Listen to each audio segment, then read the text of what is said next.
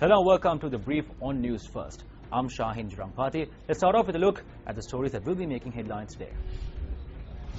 First up, the US-sponsored resolution on Sri Lanka was adopted at the UN Human Rights Council in Geneva yesterday with 23 votes for, 12 against and 12 abstained. Now, notably, India, which supported the two previous resolutions on Sri Lanka, abstained from voting this time around. The human rights situation in Sri Lanka continues to deteriorate despite some areas of limited progress. The resolution highlights this Council's growing concern over persistent sexual and gender-based violence, enforced disappearances, extrajudicial killings, torture, violations of the rights to freedom of expression, association, and peaceful assembly, threats to judicial independence and the rule of law, as well as intimidation of and reprisals against human rights defenders.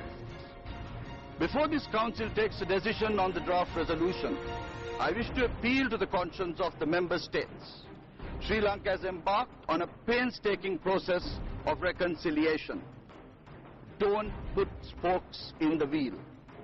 Irrespective of the outcome of today's decision, I wish to categorically state that the democratically elected government of Sri Lanka, and indeed all peace-loving people in my country, will never countenance any return of armed conflict or terrorism.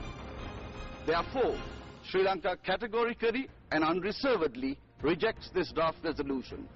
Any external investigative mechanism with an open-ended mandate to monitor national processes for protection of human rights in a country is not reflective of the constructive approach of dialogue and cooperation.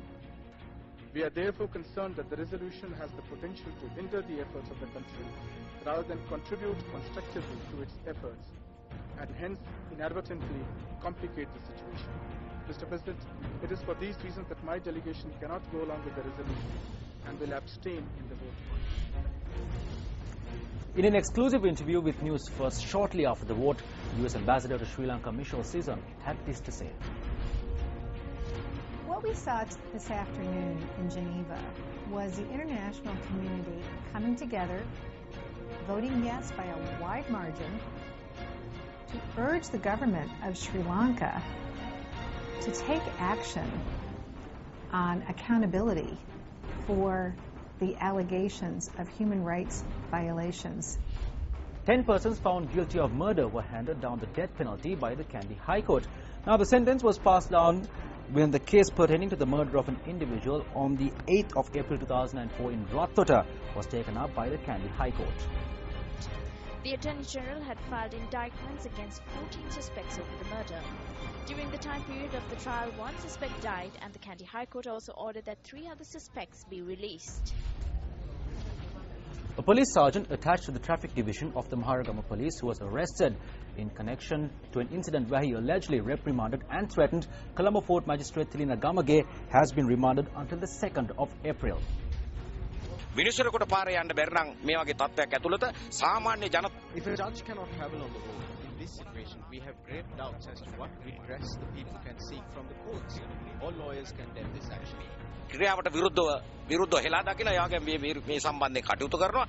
This problem arose because the officer in question had intervened to prevent a vehicle from driving on the wrong side of the road while on duty. The report put forward by the police notes that since investigations have concluded, he should be released on suitable bail conditions. In such a situation, an ordinary person would definitely have been released on bail. I cannot think why this police officer has been deprived of this legal right at this instant.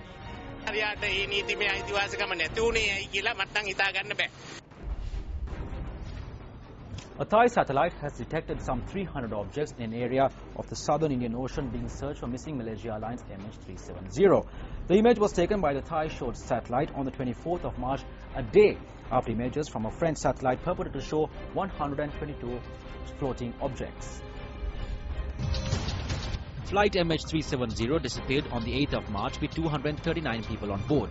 It had been en route from Kuala Lumpur to Beijing when it disappeared from air traffic controller screens over the South China Sea. So far, not a single item of debris linked to the missing plane has been recovered.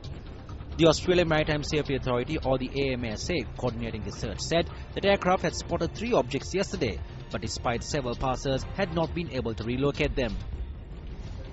Three of the most exciting young sports stars of their generation, despite their age, were honoured at the 2014 Glorious World Sports Awards in Kuala Lumpur, Malaysia.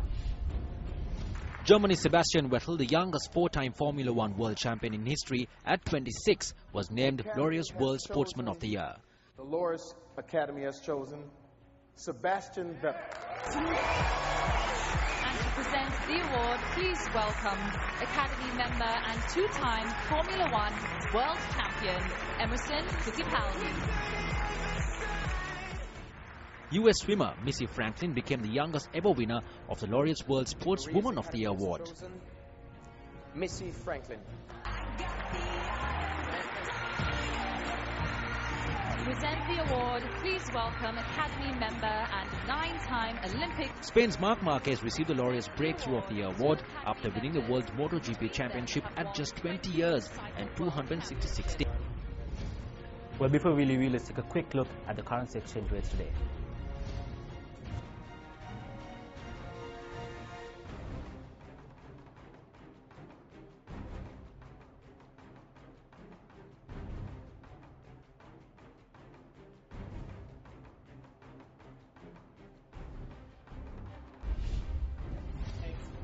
And that's a wrap of the brief. As always, it is a pleasure having with us. If you want to see more of the same, leave us a like and subscribe. You can also leave your feedback on the comment section below. And as always, remember, stay briefed.